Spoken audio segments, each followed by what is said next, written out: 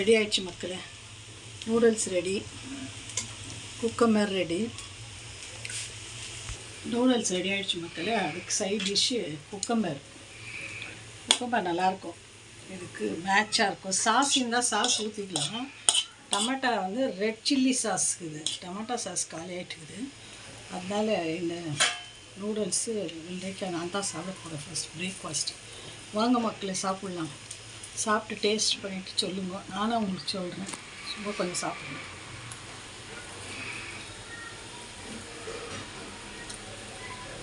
Taste மக்களே. Butter எதுக்குமே நீங்கள் பட்டர் கீ போட்டாக்கா நல்லா இல்லாத பொருள் கூட ஒரு டேஸ்ட் வந்துடும். ஏன்னா பட்டர் கீலே அவ்வளோ ஒரு டேஸ்ட் இருக்குது.